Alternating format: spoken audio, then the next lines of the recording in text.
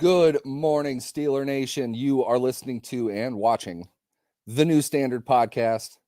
I am your solo host this morning, Neil Coulong. I am here by myself because Lance Williams is, again, unfortunately, for the bad guys, but good for us freedom-loving Americans. Lance Williams is out on assignment, secret covert operation, the destination of which we do not know, but we wish him the best. And we're going to fill in as well as we can in his absence. We've got a big show today because the Steelers might be the most intriguing team across the NFL right now, and the multiple paths they have to end this season are even weirder than usual. This is an 8-7 football team, which does mark, I think, the 17th straight year they've won at least 8 games in a season. That has the possibility of advancing to a higher wild card game or sneaking in at the end, along with a log jam in the AFC that consists of multiple teams the Steelers have played and beaten and lost to this season. The Steelers have had, I don't want to say necessarily a difficult schedule, but as it's turning out, a very competitive one, just given the strength of some of the teams they've played and how long into the season those teams have lasted. This is the rare game at Seattle this week, week 17, in which the Steelers and Seahawks will play, which is not something that happens particularly often given the schedule, but this is the game that was added when the league expanded from 16 games to 17. This is the game in the formula that puts them against their division placement. I don't know what you want to call it. The team that finished in the same place in their division from the opposing conference. This year it was the NFC West for the Steelers, and they line up with the Seahawks, who, incidentally, are also 8-7, and a team that is on a very similar path to what the Steelers have been this season. The Steelers are not favored in this game. The last I saw was Seattle minus 3.5, which I think probably makes sense. This might be it for Mike Tomlin's consecutive seasons with a winning record, with a non-losing record streak. But the fun thing I think that everybody will absolutely enjoy here is the fact that we can very easily say he's had 17 seasons of 8+ wins. Everybody loves the streak. I got to be honest with you, and we'll get into picks, which I did get via secret telegram from Lance before the show. I don't really like their chances in this one, and I think that's all she wrote. The Steelers, well, they're 8-7. I guess they still have the opportunity to win in week 18, which would be at Baltimore, a game that probably won't end up meaning anything for Baltimore. It seems they have the ability to a win over Miami, which is not the easiest thing in the world, but I think that's a game they can win. They have the ability to clinch the top seed in the AFC. But we've seen Baltimore do that before. They played Pittsburgh mostly with their backups in the final week of the season, knowing that they had already clinched the top seed. Didn't play Lamar Jackson amongst many others. Had the week off, went out and got boat raced by Tennessee in the first round, or excuse me, in the divisional round. My guess would be Baltimore would probably play more of their guys for longer in that final game. However, Baltimore is a team that has lost to Pittsburgh 5 of the last 6 times with their full staff. So the Seattle game is pivotal either way because the Steelers need both of these wins. They have to win the final 2 weeks in order to advance to the playoffs for the first time since they backed into the playoffs back in 2021. How far they'll do in the playoffs, we'll get into that in later shows. I think you could probably guess what I would feel about that. And usually, this is the time of the year, has been the last couple years. I'm excited to talk about where the Steelers are going. the direction that they're taking, and why we should be optimistic for next season with a strong ending to this season. I've said that 3 years in a row. This is the year we were supposed to not have to talk about that, but we're back at it, which to me suggests more failure than success. This has not been, repeat, not been a great year. In a way, it's weird to say that because they legitimately do have the ability to finish 10-7, which was my prediction for them at the beginning of this year. But even doing that, you don't get a sense that they're worth anything. I go back and forth on that, and that's kind of where I wanted to start. If they win their final 2 games at Seattle, at Baltimore, they will be underdogs in both of these games, mind you. If they win both of these games and advance to the playoffs right there, at that point, would we call this a successful season? Does it all hinge on the playoffs? To some degree, it does. It's hard to get past that, but you're improving in wins. You've still got a young team. You're coming off the best draft that they've had in a while, not just on paper, mind you, and this is going to be part of the season post-mortem that we'll do whenever the season ends. This draft class lived up to the hype that it had in terms of individual talent. Obviously, they need probably at least one more of those, if not 2. But they have the ability to continue building. It's just not happening at the speed I think many of us thought that it would. The reason that is largely is due to an offense that has not advanced past, I'd say, 1965. And the issues that they are having, to some degree,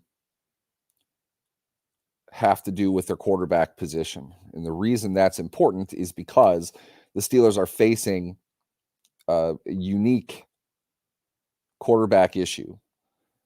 Even to suggest this season might end or extend with the idea in mind that they still don't know who their quarterback is. Candidate number 1, the draft pick, the guy they invested the most into at this point, not in terms of dollars, but at least in terms of confidence. The starter in week 1, Kenny Pickett. On the plus side for Pickett, you have the idea that the first game he played after the termination of Matt Canada, he played pretty well. Couple that with a few pretty solid games toward the end of last season, you're encouraged. Probably shouldn't just think that it's all over and give him a contract extension now, but you're encouraged. Come May, right? No, next May, the team has a decision to make on Pickett. Are you picking up his 5th-year option? It's expensive. Not every quarterback that's drafted in the first round gets that option picked up. That doesn't mean that that quarterback is terrible. It just means that you might not want that level of value placed on that quarterback. The most recent example that I would cite for that, Baker Mayfield. He was not picked up by the Browns. The Browns went in a different direction at quarterback, one that turned out probably not to be the best idea. Baker Mayfield jumped from a couple teams. He went to Carolina. He went to the Rams for a brief cup of coffee. He's played pretty well in Tampa Bay to a point where it sounds like they are going to give him a contract extension. That to me seems more like upside to Pickett's career and where he is. From a technical standpoint, and I have people yelling on both sides of this, and to be honest, I can subscribe to both sides of Pickett and the direction his career is going. I've seen good things from him. It's just so odd to me that there are times he looks very confident in what he's doing, and there are times that he looks like a complete train wreck. He's a younger player. I get that, but it's, you know, I hate doing this because I'm not body language guy. I hate adding to that because it gets taken in a completely wrong direction all the time. Passion is a part of this game. Enthusiasm is a part of this game. when somebody is fired up, overly excited, whatever, we'll put it on the game. But when they're frustrated, when they're upset, and they're not celebrating the way that we want them to, we think there's something else going on. It's not how it works. But what I'm speaking more of is Pickett delivering the ball, the way he's throwing the ball. There are times that you can tell, as a coach of mine used to say, he put his ass into it. He stepped hard. He fired hard. That suggests confidence. There are times that he's not doing that. And if you want further evidence of that, watch every throw Mitch Trubisky has made this season. That's a guy who's not putting his ass into it. There's a reason he got benched, and I'm not even going to mention him anymore beyond this. I would imagine he has played his last game with the Steelers. But Pickett seemed to have lacked confidence. Now, to some degree, do we blame the offensive coordinator for that? I think you can blame the offensive coordinator for a lot of things. If he's not solely responsible, which he probably isn't, he is largely responsible because he is. I would say to this point, what we have seen with Eddie Faulkner and Mike Sullivan, the two-headed monster, they're getting more hay out of them overall. It hasn't been perfect. Keep in mind, Faulkner had to deal with a quarterback change 1/2 into, or 6 quarters into his new regime. We don't know how the Arizona game would have finished if Pickett had continued with it. He didn't look very good at the start, though, to be honest. I'm not sure if there would have been a big change. But going back to what I said when Canada was fired to begin with, we're going to see Kenny Pickett's best game this season, and we are going to see a lot of the same Kenny Pickett that we have seen. You can't change that much with an offense. There's some, certainly you can. And at the end of the day, you can call different plays. You can do different things with what you've already built and already structured. You're not going to be able to overhaul your entire offense in the middle of a season, but you can still do things differently. And we've seen success. That leads us into Mason Rudolph. Rudolph played the game of his life in a thrilling victory, gigantic victory, the biggest Steelers victory in a long time, as we highlighted after the show. 30, God, I forgot the score. 34-11 over the Bengals. A savage beating of division rival, weakened Cincinnati. Rudolph played a very solid game. The results are obvious. Watching it back, though, my thought on Rudolph was, and that this is positive, he did what the defense let him do. Not a bad thing by any stretch. And this kind of blends in a little bit to style points. There are no style points. He really didn't make a big-time difficult throw as much. And that's not necessarily important. It's just, I don't have any particular reason to believe in a vacuum, same situation for both. I don't have a great reason to believe Kenny Pickett could not have made the throws that Rudolph did.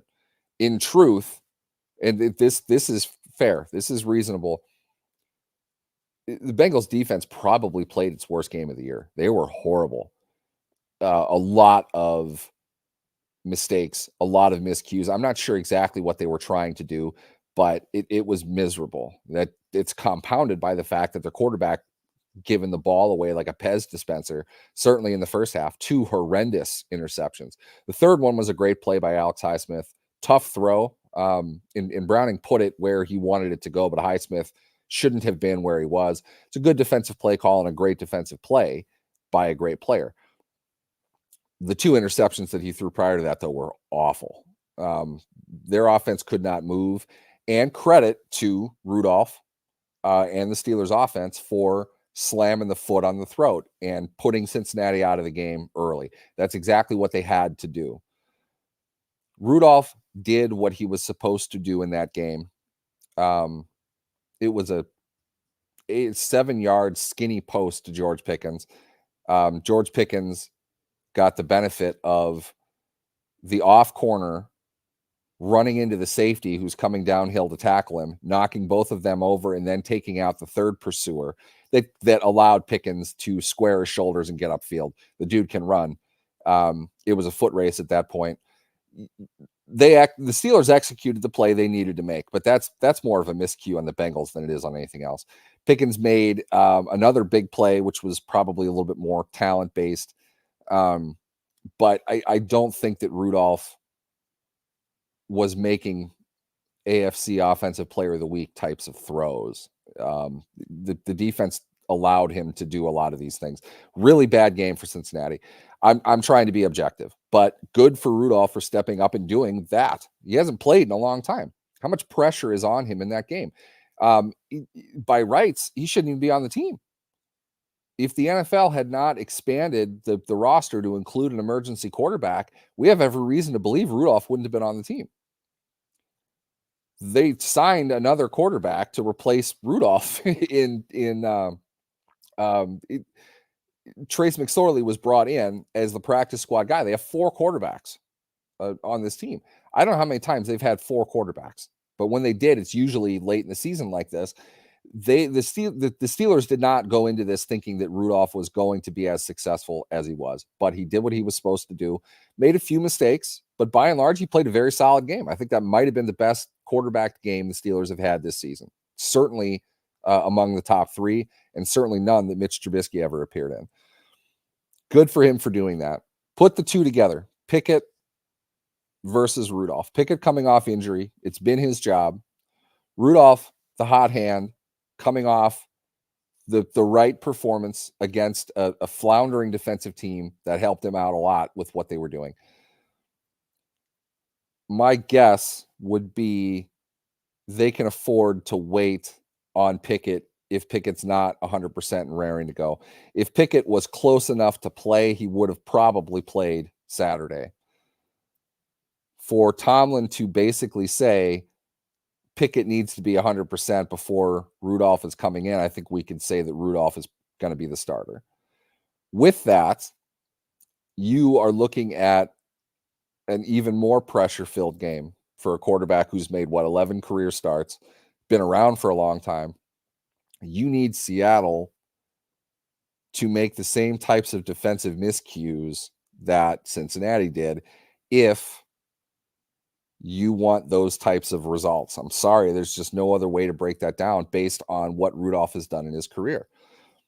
At the end of the day, here's my take on it. And I mentioned this in social media yesterday. Either way you go, for those blackjack players out there, you just got dealt a 15 against a face card. This is not a great option. It's also not obvious one way or another.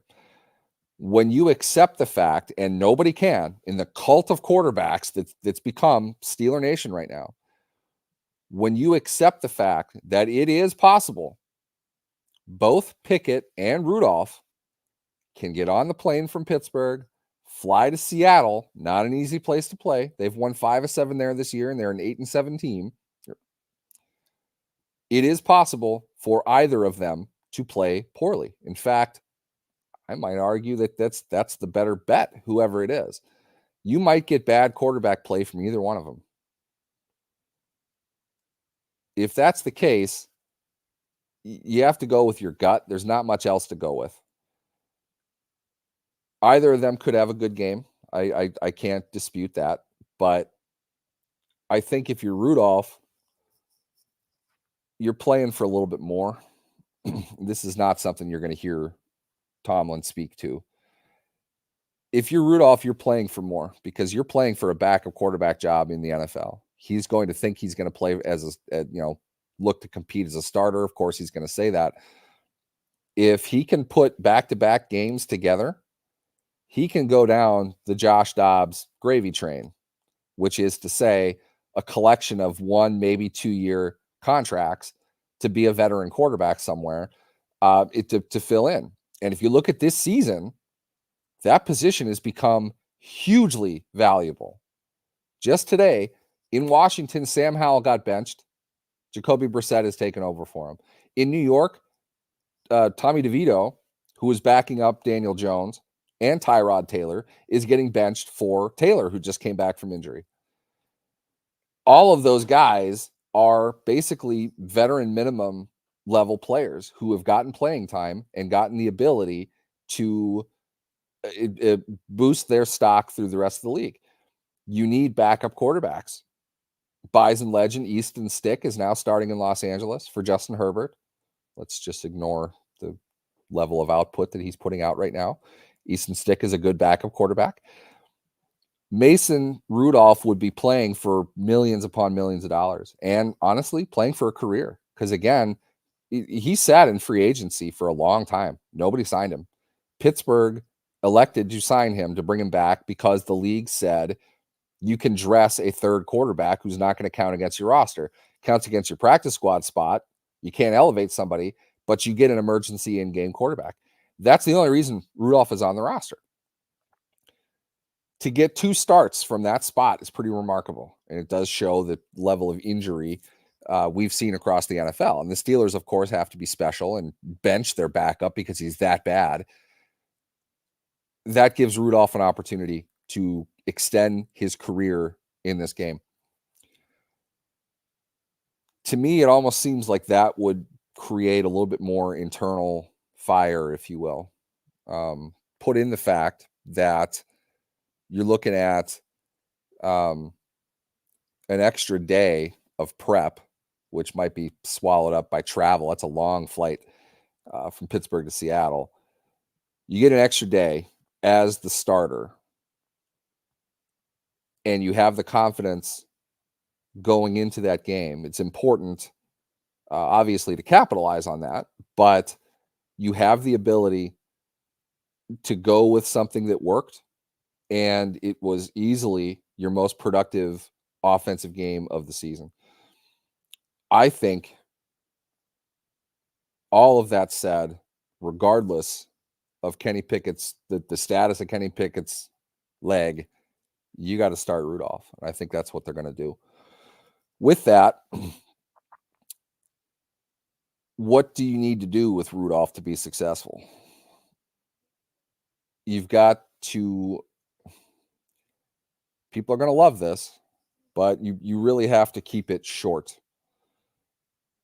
I know that he wants to throw the deep ball, and I know that people saying that he has this great deep ball and that's he's got this powerful arm. No, not really. He's not terrible in either regard, but if either of those things were true, he'd be a starter somewhere. You start arm strength. Rudolph doesn't have a great arm. He's not incredibly accurate deep. Is he more so than Pickett in either of those areas? Maybe. Probably one of the two at least. I think he has probably a stronger arm. Neither of them have shown to be very good deep ball throwers. Rudolph just does it more often. If you turn the ball over quickly in Seattle when they're still playing for a wild card spot, you're going to be in trouble early. This is not the type of team that can come back from 10 down in the second half on the road. They need to possess the ball. They need to give their quarterback, adequate time to deliver the ball. But more than anything in this game, I would put this on your receivers. Wasn't the game plan per se against Cincinnati. You just had Pickens making plays and some busted coverage in that as well. Get Johnson involved, get him the ball, put Seattle back a little bit. This is not a great Seahawks team, but it's not a bad one either. They're favored in this game for a reason. So to some degree, you have to suck the air out of their offense, not give them the opportunity to get on the field and run you out with the offensive playmakers that they have. We're not going to be able to clearly say the Steelers can man up on DK Metcalf for 4 quarters. I don't think that's a good idea. I don't think you're going to see it. I think you'll probably see a bit of the zone that they were running a little bit heavier against Cincinnati. They made a big deal of this on the broadcast. This was another thing I wanted to bring up. They play zone. It's not like that never happens. They were acting like the Steelers went Rocky Balboa and started fighting right-handed all of a sudden out of nowhere. They play zone. It's not like they're an exclusive man team. So they have the ability to mix their defense up a bit when needed. And I think it was probably a good idea against Cincinnati, a team that they had played a couple weeks ago that got a lot more comfortable with their quarterback, who didn't play the first game against Pittsburgh, didn't play the best, but he left a lot on the field. Since we talked about this after that game, Cincinnati had the ability to win that first game. They left a lot out there. They came in thinking they would do the same thing. They were confident. Steelers weren't giving them any of those looks. It's nice to play a team a second time in the span of a month. Seattle is not going to let you do that. They are pretty consistent with what they run. And it's not a bad defensive team. And I wouldn't say it's a great defensive team. The Steelers have the ability to win this game, but more of the Steelers' problem has been and will probably continue to be their ability to beat themselves. And a lot of that comes down to how your quarterback plays. Seattle is, what are we looking at here? They had their own 4-game losing streak in which they lost to 4 pretty good teams, the Rams, 49ers twice, and the Cowboys. They've scored points. They've been held to nothing. They've held teams down, and they've grossly outscored opponents. They're just a really up and down team. Back-to-back 20-17 wins over the Eagles and at the Titans, which I thought was an even bigger win for them than winning at home against the Eagles. It's a huge make or break game, and that sets them up the exact same way the Steelers are set up. If you've got your quarterback position figured out, this is what you're going with. How are you using the rest of your offense? Steelers' running game has been adequate to sufficient. Pretty good. I don't know, great. That needs to help keep your defense off the field more than anything. They have to be able to possess the ball in this game. It's going to be another Seattle 20-17 type of game, in my opinion. That said, normally in the past, what we've gone to in games like this is the star power and the big play production of TJ Watt. Where has Watt been the last couple weeks? Looked like he probably was concussed 2 weeks ago. Took a knee straight to the head. Not an ideal situation for him. He has not been the explosive kind of player that we have seen. And this, unfortunately, tends to be what happens when you have a superstar that has to play 95% of snaps at a highly active, highly mobile position like your pass rusher. We've seen him making plays, of course, because he's TJ Watt. It's the big time plays late in games that get him in the running for Defensive Player of the Year. They're the plays that the team needs for him to take over when an offense can't score. I'm aware of the fact that he had 2 sacks in a horribly one-sided loss against Indianapolis, but I don't know how valuable those sacks really were. 0 sacks against the Patriots in a tight loss. A half sack in a 24-10 loss to Arizona. 2 sacks in that win against Cincinnati. So December statistically doesn't look as bad, but you're not seeing the explosion from him. And that is hopefully something that can clear up because they need him in this game. I would say next to the quarterback, he is probably the most valuable player for the Steelers entering this game. And it's entirely because he's TJ Watt. You guys have any questions? Anything else we should go over? Because I miraculously finished under time for a change, but I haven't asked for questions or anything like that.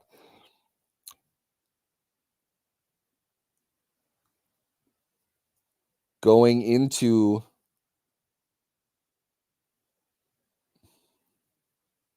all right, I'm reading over your comments. Could somebody address this for me, please? We at no point compared Pat Freiermuth to Gronk, did we? Oh my God, that's awful.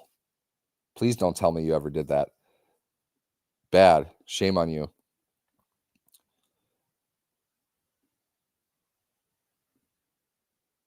My opinion, should the Steelers go after a quarterback in the first round? You know, there's this, I refer to it in the title as a cult, because it really is, that the cult of Steelers quarterbacks right now. You've got an avid following for Kenny Pickett, and you've got this weirdly obsessive following for Mason Rudolph. I can't stress this enough. You're getting dealt a 15 against a face card with either of them. It's not a great situation. I think getting a quarterback in this draft is something you kind of have to do because you don't have one. Does that need to be a first round guy? It depends on where you finish. There are some good quarterbacks in this draft. I would imagine they're not going to spend first round capital on a quarterback again, just simply because the odds are a lot better. They're going to get a quarterback closer to Kenny Pickett than to Josh Allen, for example. I think that they should invest in a quarterback. You're going to need one. Trubisky shouldn't. I don't know what happened to Trubisky. He fell under even my expectations. And I don't think anybody expected less out of Mitch Trubisky than me. You're going to need to find somebody else because you got a decision on Rudolph, and he's going to have a market now. Assuming he plays pretty well again, you're going to see that. Interesting, Corey, that you ask this. Do you move Jones to left tackle and draft another tackle?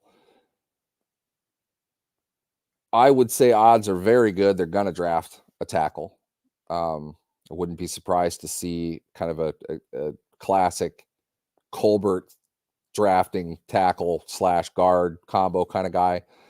I don't know, again, if that'll be the first round, but I don't know if Jones needs to move to left tackle. I will say this, though. People aren't going to like it. Dan Moore is going to be a starter on this team next year.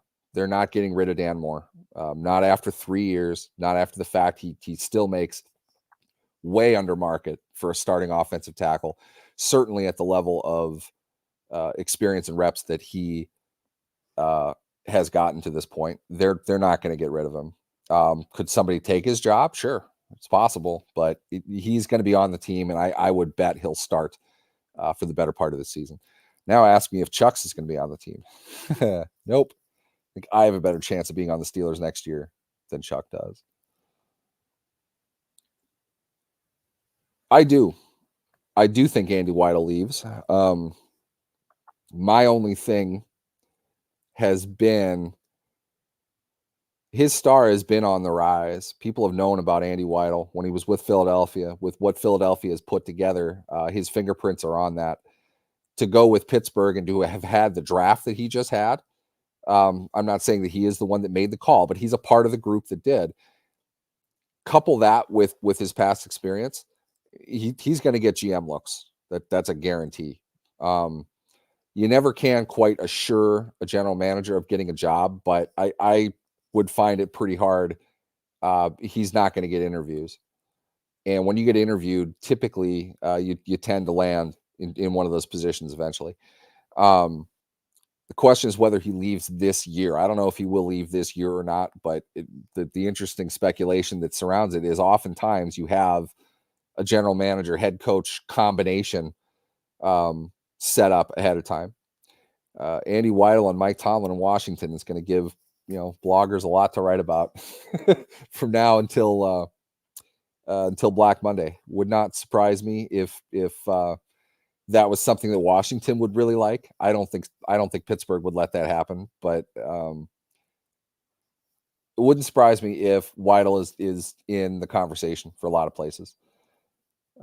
Obviously, he's had success and he's been around pretty stable to outstanding organizations that have drafted very well, and that's really kind of the way things work nowadays. I want your predictions.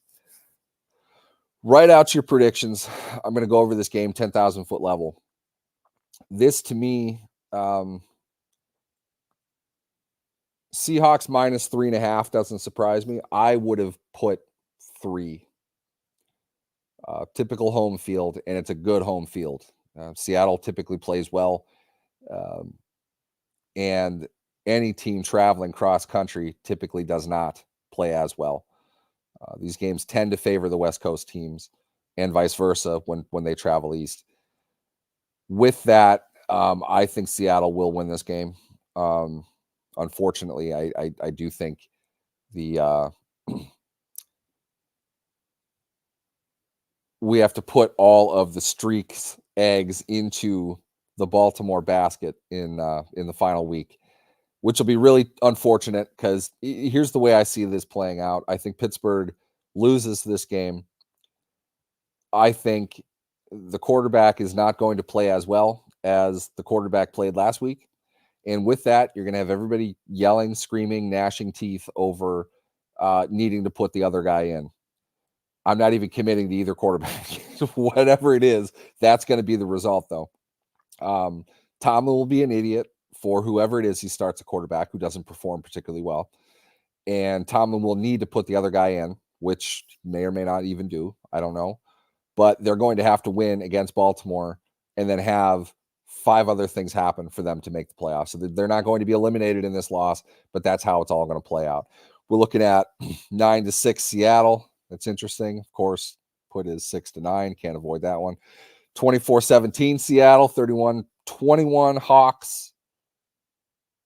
Not a whole lot of optimism for the Steelers, huh? I didn't think so. Lance's prediction. And at some point, I'm just going to totally mess with Lance and make up my own for him. Just some stupid score, like 38-4 Seattle. He's taken the Seahawks 27-17. I don't think that's a bad pick. All that put together, I'm going to kind of play this down the middle. I think I don't see the Steelers offense showing up in this game. I'm going to go Seattle 23, Pittsburgh 16. We are going to fall back to what we have seen a bit more of this season, and it's going to become more clear that Cincinnati game was not the genius play calling that everyone thinks that it was. It were typical plays that they ran all season. It's just Cincinnati didn't tackle them for whatever reason. You'll see Pittsburgh's offense return back to what we know it to be a little bit more in this one. That's a kind of a pessimistic outlook, but and I certainly hope that I'm wrong. Seattle 23, Pittsburgh 16. I realize I did not stop for station identification once throughout that entire time. You've been listening to the New Standard Podcast. I've been your host, Neil Coulong. I am usually here with Lance Williams. He is out on assignment. Lance and I will be, I think right now, our plan is we will be there following the game on Sunday. We'll have probably a much more clear outlook of the AFC playoff picture. We'll break all of that down, hopefully in a winning effort from your Pittsburgh Steelers. Doesn't look good. I don't think this is a great situation for them to be in, but as Mike Tomlin would say, they've earned this. This is who they are. They need to pull off 2 road wins against decent to excellent teams in the next 2 weeks to ensure their spot in the playoffs. Not the easiest thing in the world. We'll see. New Standard Podcast. I'm Neil Coulong. Thank you for watching. Hit us up on social media. Remember to like and subscribe and all those fun things. And we will see you following the 4:30 p.m. Eastern kick at Seattle, Steelers and Seahawks. Thank you for watching.